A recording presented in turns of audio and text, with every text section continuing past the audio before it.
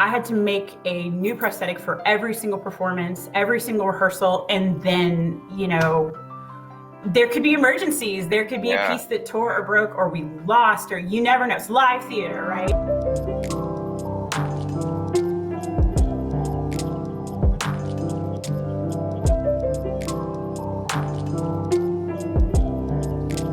So I'm Steve Sherman. I'm coming to you from Knoxville, Tennessee, the native lands of the Yuchi, Muskogee Creek, and Cherokee Nations. I'm a lecturer now in acting at the University of Tennessee and work at the Clarence Brown Theater. My first year of grad school, when I was going through the MFA acting program, my second show was The Whipping Man by Matthew Lopez. And Liz, could you tell us a little bit about yourself, what you do at the CBT, and where are you coming from today? Hey Steve, I am a senior costumer with the Clarence Brown Theater. I'm also the wardrobe supervisor, and I do a lot of this kind of wacky prosthetic makeup. I'm actually at the CBT right now in the women's dressing room, and I came here because my things are here, so I'm going to show you about the prosthetics we did for Whipping Man. So this play took place in 1865 at the end of the Civil War and requires prosthetics for both the character I played and the character Daver played. Could you tell us a little bit about them and the process of creating them? Yeah, absolutely. There was two major prosthetic moments in the show. You had an entrance and exit bullet wound, and Daver had a very old whipping scar that covered his back. It's the kind of the climax of the show. So to begin with, the costume designer, Pua Yang, she brought to me some research that she and John Sipes had decided on, which is a very famous photo of a slave who had whipping scars on his back. And she brought that to me, and we looked up some bullet hole photos, and basically the process is taking that and sculpting it out of some clay and creating some prosthetics from that. The thing to keep in mind is that we were in the Carousel Theater, which means we are very close to the audience. It's a very intimate space. Yeah. And so the prosthetics had to basically have kind of movie magic realness to them. It's respectful to the play and to the moment. And so basically I was given this challenge of making this really realistic prosthetics.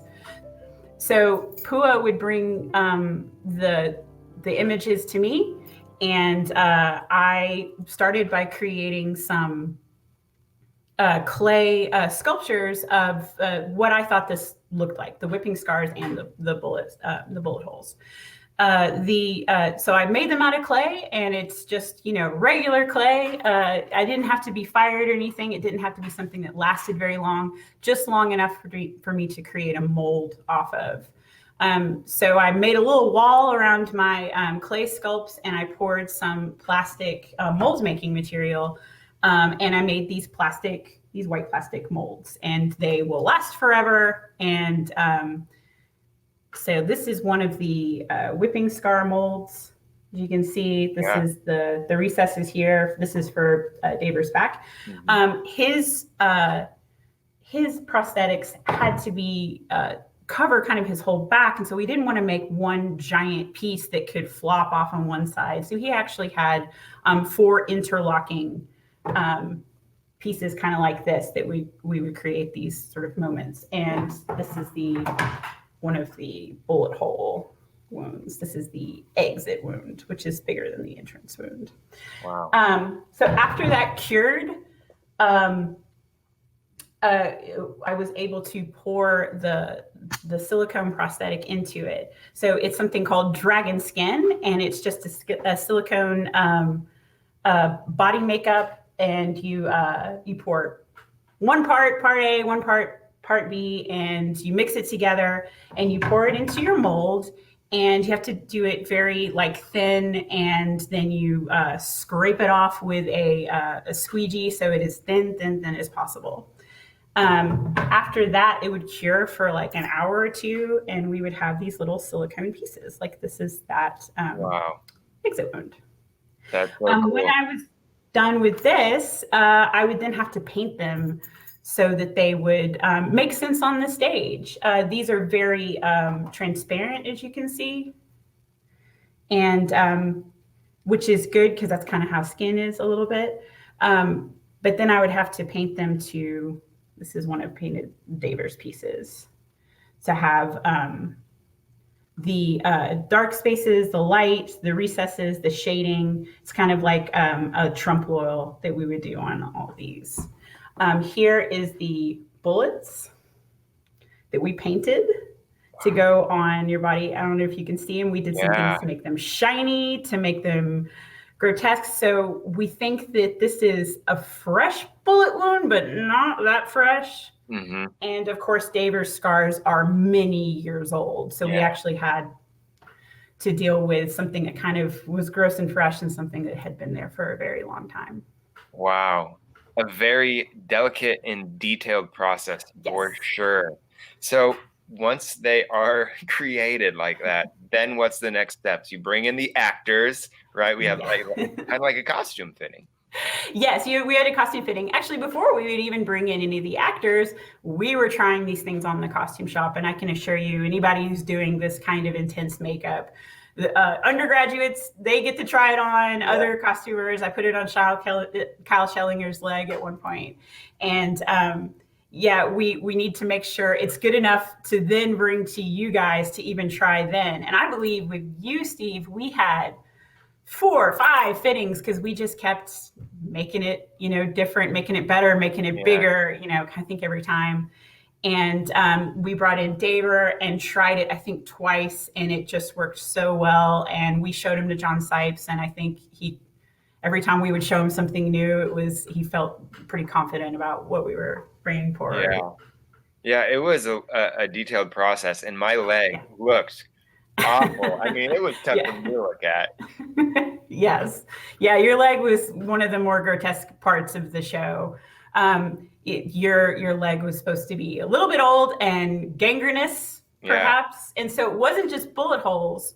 When we would do this night to night for you, we attached the bullet holes and then we would paint your entire leg up and down with Ben Nye cream-based paints. And since you were gangrenous, a lot of times that comes with some swollen aspects. But with this, we made you yellow and green and purple and red and everything to make it read as diseased and terrible from the audience.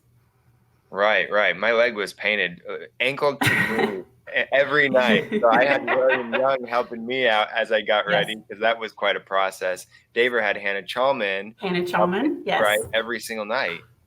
Help him get right. Hannah would work on Daver, and it would take about an hour every night, I'd say. I think he just zoned out and got his head into the game, into the play, and she would delicately put the finished prosthetics on his back.